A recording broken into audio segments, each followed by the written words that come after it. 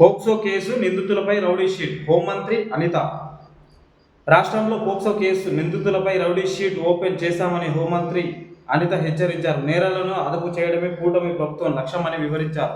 రానున్న రోజుల్లో ప్రతి ఇంట్లో సీసీ కెమెరా ఏర్పాటు చేసుకోవాలని సూచించారు. శక్తి యాప్ ద్వారా మహిళలకు రక్షణ కల్పిస్తున్నట్లు ఆమె తెలిపారు. ఎన్టీఆర్ జిల్లా జగ్గయ్యపేటలో ఏర్పాటు చేసిన 509 సీసీ కెమెరాలను ప్రారంభించిన అనంతరం హోంమంత్రి ఈ వ్యాఖ్యలు చేసిండ్రు. ఏం వ్యాఖ్యలు చేసిరో ఏమో తెలియదు, కానీ పోలీసులకు కూడా కొద్ది క్రమశిక్షణ అనే ఒక పద్ధతిలో తీసుకపోతే చాలా మంచిగా ఉంటుంది. ఎందుకంటే వాళ్ళే క్రమశిక్షణ లేనప్పుడు బయట ఉన్న జనాలు మారలేరు. కొద్ది జనాల మీద ప్రవర్తించే తన మాటలు కానీ ఆ వాక్యాలు కానీ కొద్దిగా వాళ్ళని కూడా సక్రమైన మార్గంలో నువ్వు పెడతావని మేము అనుకుంటున్నాం. సో వాళ్ళని మంచి మార్గంలో పెడితే కూడా జనాలు కూడా మంచి చేంజెస్ అవుతారు.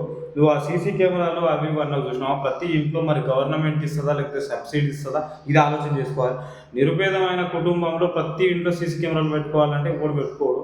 సో అది సబ్సిడీ రూపంలో తీసుకొని వచ్చి ప్రతి ఒక్కరికి సీసీ కెమెరాలు తీసుకొని వస్తే సీసీ కెమెరాలు ప్రతి ఇంటికి అవసరమే లేదు. నన్ను అడిగితే ప్రతి గల్లీకి ఉన్న సీసీ కెమెరాలను కరెక్ట్ పనిచేసేటట్టు చూసుకో. మొన్నోసారి లాస్ట్ టైం నాకు బాగా ఐడియా ఉంది. ఉదయం దొంగలు పడితే అక్కడ సీసీ కెమెరాలు ఉన్నాయి, కానీ సీసీ కెమెరాలు ఏది పనిచేస్తారు. సో నేను చెప్పేది ఏంటంటే ఫస్ట్ వీధులలో ఉండే సీసీ కెమెరాలను మంచిగా పనిచేసేటట్టు చూసుకోండి. దాని తర్వాత అది యాక్సెస్ ప్రతి పిఎస్లో ఉండాలి, అది చూసుకోండి ముందు. దాని తర్వాత ఇంటి వరకు పోదాం కానీ మనం